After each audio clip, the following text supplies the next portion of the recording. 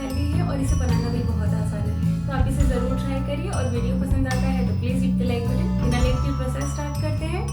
लौकी को पील ऑफ करके अच्छे से वॉश करके इसे मैंने बारीक कद्दूकस कर लिया है। अब एक पैन गरम करके इसमें 1 टीस्पून घी ऐड करेंगे। इसमें मैं थोड़े से काजू को रोस्ट कर लेती हूँ। ये देखिए इसका कलर थोड़ा चेंज हो गया है। इसे एक साइड करके इसमें किशमिश ऐड कर रही हूँ। इसे भी हल्का सा रोस्ट कर लेते हैं। अब ये अच्छे से रोस्ट हो गया है, इसे निकाल लेते हैं इस तरह से।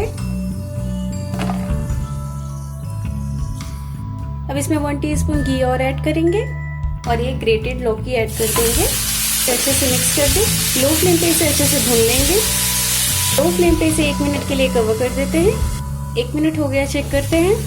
इसे अच्छे से मिक्स कर दें। इसे 1 मिनट के लिए मैंने कवर किया था ताकि ये अच्छे से सॉफ्ट हो जाए। आपको जब भी लौकी की खीर बनानी हो तो उसे तुरंत कद्दूकस करके बनाएं। कुछ देर छोड़ देंगे तो इसका कलर काला हो जाएगा। अब इसमें ऐड करेंगे दूध। इसे अच्छे से मिक्स कर दें। मैंने इसमें 100 ml दूध ऐड किया है। अब फ्लेम को मीडियम कर दें और इसमें एक बॉयल आने दें और इसे लगातार चलाते रहें।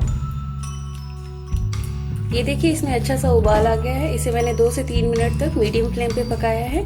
अब फ्लेम को लो कर देते हैं और इसे 1 मिनट के लिए कवर करेंगे। एक बार चेक करते हैं। इसमें मैं ऐड कर रही हूँ ये दूध की मलाई। इससे थोड़ा सा क्रीमी टेस्ट आता है।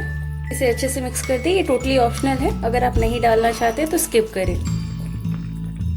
अब इसमें मैं ऐड कर रही हूँ चीनी,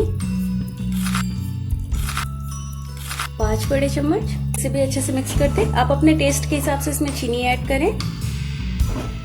फिर से इसे 2 मिनट के लिए लो फ्लेम पे कवर करेंगे।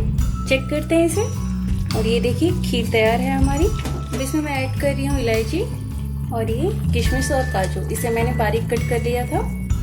इसे भी अच्छे से मिक्स कर देते हैं।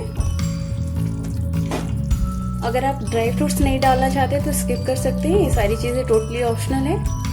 ये खीर टेस्टी तो है ही, साथ में हेल्दी भी है, तो व्रत में इसे ज़रूर बनाएं। अब फ्लेम ऑफ कर देते हैं और इसे मैं प्लेट आउट करती हूँ और अब ये गर्मा गर्म खीर सर्व करते हैं।